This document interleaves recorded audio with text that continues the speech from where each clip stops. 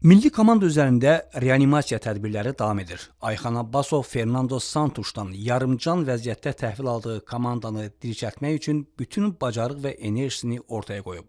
İlk olaraq sentyabrda 32 saata milli komandanı Ukrayna ilə qarşılaşmaya çıxarıb qrupda ilk xalımızı qazandı. Daha sonra Fransadan azı 7-8 qol gözləyənlərin arzusunu içində qoyub göstərdi ki, əl-qolunu sallayıb rüsvayçı uduzmaqdansa hətta vitse-dünya çempionuna qarşı belə sona qədər mübarizə aparmaq olar.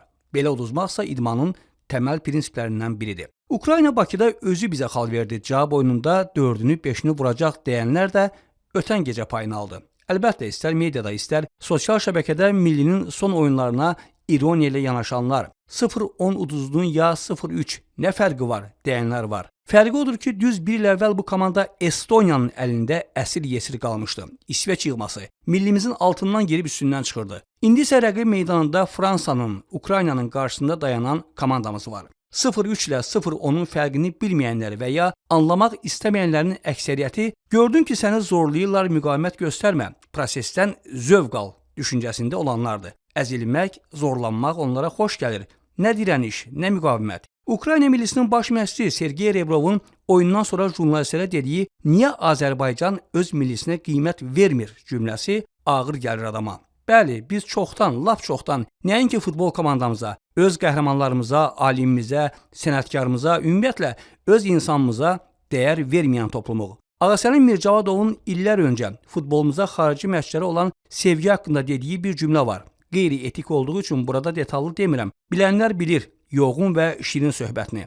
Ayxan Abbasovun bir aya ölü komandaya nəfəs verməsi Azərbaycan futbolunda xarici baş məşqçilərdən yaxşı pul qazananları bəlkə narahat edib. AFFA'nın sabiq baş katibi Elxan Məmmədov onsuz da futboldakı fəaliyyətinə görə əbədiyyən lənəti qazanıb. İllərdir bizə sırıdığı, xaricilərdənsə yerli mütəxəssislərin daha effektiv olduğu son bir ayda sübut olunub. Ona görə mediadakı köhnə it pişikləri yenə quduzlaşıb. Fransa və Ukrayna oyunlarından sonra biabırçı hesabları xəyal edərək yazmağa hazırlaşdıqları Facebook statusları, sayt yazıları içlərində qalıb.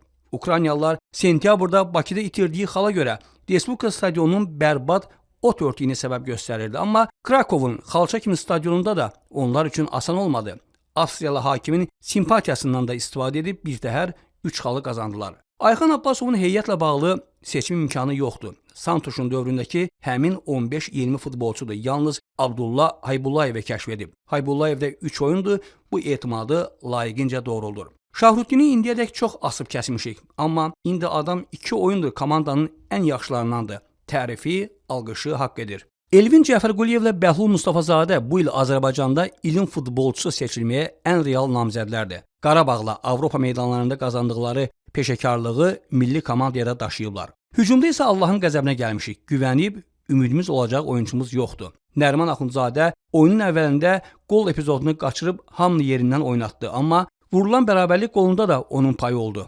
Avtogol olsa belə. Bu oyunlar azarkeşlərin komandaya, futbolçularınsa özünə inamını qaytardı. Bəli, biz rəqib meydanında həm Fransa, həm Ukraynaya uduzduq. Amma bu məğlubiyyətlərin əvvəlkilərdən fərqi odur ki, indi az-çox sabaha ümid var. Məsələn, əminəm ki, bu komanda Millətlər Liqasında qalib olub yenidən yüksək divizyona qalxacaq. Sanchun dövründə adam San Marino'ya da uzacağından qorxurdu. Avro 2028-in seçim mərhələsində isə daha döyüşkən komanda görəcəyimizə inan var. Təki AFFA'dakılar Ayxan Abbasova o imkanı yaratsın.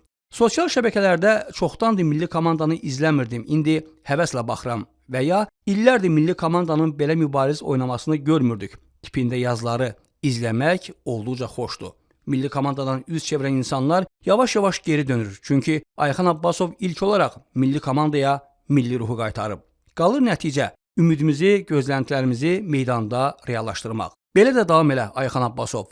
Uğurlar sənə də, komandana da. İlkin Fikratoğlu, xüsusi olaraq Sport Info saytı üçün.